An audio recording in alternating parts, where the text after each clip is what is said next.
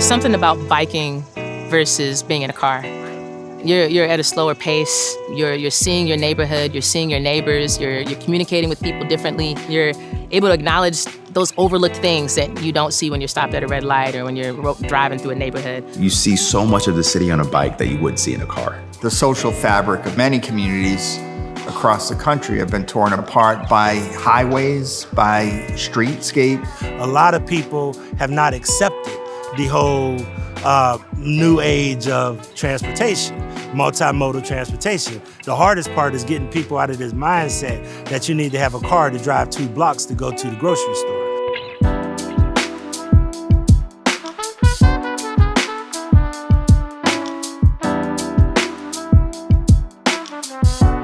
Okay, everybody, you should make sure that your tires have enough air in them. Give them a little push. When we're riding along the road, you're going to want to avoid... Bike Your Neighborhood originated out of a desire for St. Luke's Foundation to be more connected to the community. We started riding bikes really to get closer to community, understand community from the proximity of a bike ride, which is not from, say, the 6th floor of where we sit. We all bring unique strengths and interests to the project, but a shared interest in encouraging more Black and brown folks to bike. I'm a former Bike Cleveland board member. We would talk about, there'd be pushbacks sometimes where people would say, well, people in Buckeye don't bike. Here we are proving them wrong. This is not just a St. Luke's Foundation program. This is a community program. So I really attribute a lot to Bob Render's effort to do fundraising, and we have other community partners and corporate partners to lean in. To me, that is an example of where if we want to look at the ecosystem of a neighborhood, we need all institutions to lean in. To have residents really come together and organize a really great opportunity, on a regular basis without the barriers that are in place of, concerns about your safety, but you're bicycling with a group of people and you're building that community. Each year and each month that we do this, more and more people are aware of it and participate. One of the things that I really have been pleased about with this is the number of people who come from all over the city to participate. Even though it's based here in Buckeye, it draws people from all over the city. It helps you identify where there are gaps, and it helps you identify where the needs are. It's nothing like immersive experience. It gets people out, moving around, talking to each other, seeing the neighborhood, going to the parts of the neighborhood they may not have gone into. There's a lot of connection with what we're doing with network building in Buckeye. If you look at the zip codes associated with Shaker Heights and the zip codes associated with Buckeye, the life expectancy in Buckeye is years less, and anytime we can create an opportunity to get people out, give them an opportunity to be physically active and experience their neighborhood in a new way, that's a way to help improve those social determinants of health. Ultimately, Bike Your Neighborhood is a vessel for building community. Nobody is in a bad mood when they're on a bike.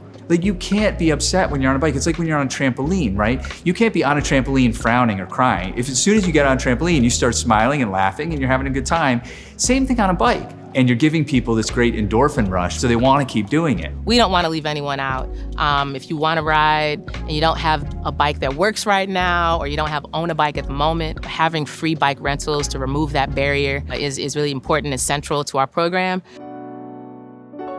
We know that cities that are winning in the country right now are cities that have more protected bike lanes. And in many cases, we have been falling woefully behind for nearly 2 decades. We have streets that could have protected bike lanes that make it safer for people of all ages to bike in the streets. So getting that infrastructure in place, being visible, and sharing that education with folks is central to this program. People may not realize that they're learning as they're riding, but they are. There are community members who live here and who may not live here but come here to ride with us, who are seeing what's missing, and they're gonna amplify that message. When we're not on bike together at our monthly rides, they're gonna think about, reflect, and speak up for and advocate for what they are and aren't seeing happening in our footprint, and that's where there's potential for change to happen and more conversations to be had around supporting bike safety infrastructure and just being a little less car-centric so that families and elders and young people can feel safe biking through their neighborhood. And whether it's for their physical and mental health, which is personally one of the reasons why I do it, but also for just a sense of adventure, a casual, community-centered bike ride that brings people together to just celebrate the neighborhood, honor the history and the culture of the neighborhood by bike.